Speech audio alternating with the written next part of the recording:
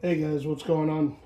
Just wanted to do a little quick update here. What's going on with the Chevelle these days? Today we're doing installing the Baer front brakes on this thing.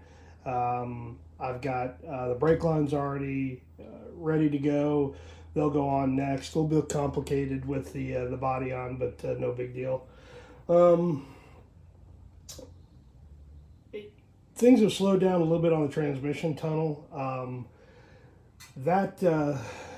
I ordered another a different narrower transmission mount for it, and that'll drop it down a little bit, but I'm still too high on that, so I'm gonna have to either fabricate that cross member, which I'll probably end up doing because I don't want to order a $300 cross member that I'm gonna have to modify anyway to get the down angle that I want on the transmission. So I probably, if I get some time this week, I'm going to do that, but it's going to kind of delay things, I guess. But probably won't do a video this week just simply because I just don't have time and just don't have anything going on. So, like I said, the Chevelle's getting Baer brakes. I'm a Baer guy. I've always used them, or I've used them, I don't know, 5 or 6 times. Nice big 13-inch rotors. And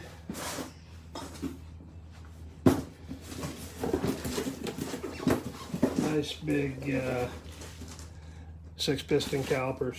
So I've used Baer stuff for quite a few years when it before it was really mainstream, where they did just a lot of custom type stuff for 9-inch Fords, race application type stuff. But since they went a little bit more mainstream, I've just continued to use it. So anyway, these are going on today, and hopefully I got the hydroboost board as well. I may start to mock that up. We'll just kind of see how that goes. But anyway, like I said, the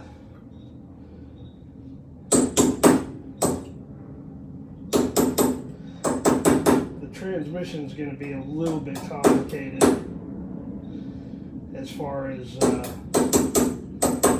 getting the down angle that I want. So I kind of have anticipated that I was going to have to redo or cut up the factory cross member to get it done, but no big deal. Like I said, I kind of expected it. I just didn't want to have to do it. But anyway, I guess sometimes you just got to do what you got to do. So anyway, I don't know if you guys have ever used an aftermarket kit before, or a Baer kit or whatever, but typically on the fronts it's a disassemble of the control arms, so you have to kind of take the whole thing apart, or excuse me, not the control arms, but the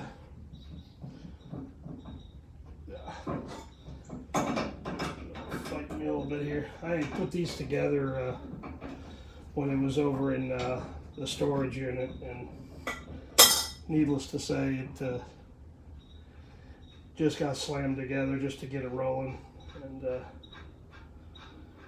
and not the best job in the world. You'll see here in just a second. Missing a bolt out of the out of the spindle, but anyway, you get new ones with the Baer kit anyway, so that won't be that big of a deal.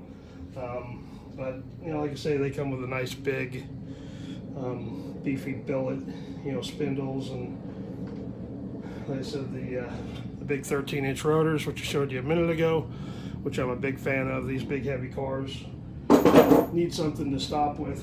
I may do a video on this. I don't know. I haven't really decided, but any of y'all that's done one of these before, if you've ever done to shim the caliper properly, it's not overly complicated, but the instructions kind of suck in telling you how to do it. So I may do a video to show you how to do that, to get the caliper centered on the rotor so the pads contact at the same time, don't chatter, and have the right toe-in angle on it, because you'll put a smaller shim in the front and a bigger one in the back, so the front of the pad makes contact with the rotor first. So anyway, I may do a video on that one too, I don't know. But I have to take apart the spindles because this goes on here. This is the bracket that holds the caliper, and it goes essentially on like that. So I need to pop the spindle apart, take the back part off, and bolt it all together. But anyway, I just want to give you a quick update on what was going on anyway with the transmission. Again, I don't think I'm going to end up doing a video this week, just simply because I just haven't had the time, and I think, like I said, I'm going to have to cut the cross member up and kind of get it so it has the right down angle on it. So we'll have to just see how that works out. So, but anyway, dual adjustable coilovers on the front. I just, because the plan was to road race this car, you know, from the get-go, I just wanted a little bit more adjustability on the fronts and the rear. It's a little more complicated, but once you learn how to set them up, they're not that bad. So anyway, just wanted to do a really quick video. It is blazing hot here in Memphis today. Rain this morning, rain last night, so it's very, very muggy and humid. So I'm going to turn the shop fan on here in just a quick minute, but I guess I'll show you the wheels I got for the car too.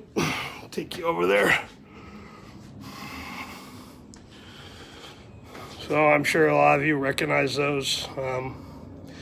That's those Riddler 695s. I'm not a big fan of the 5-spoke stuff that's super popular, but these were, well, one, they had the size that I wanted, 18x8s on the front, 18x9.5 on the rear, and it had the right offset that I wanted, a 5.5 backspace in the rear, so I won't have to use any other you know, spacer or anything funky like that. I'm not opposed to using a hub adapter or a spacer, but you know, it's certainly better to get the right offset on the wheel if you can do that. So anyway, I ordered those last week. I already had the tires. Those are some really nice BFG Comp Pro 2s or Pro Comp 2s.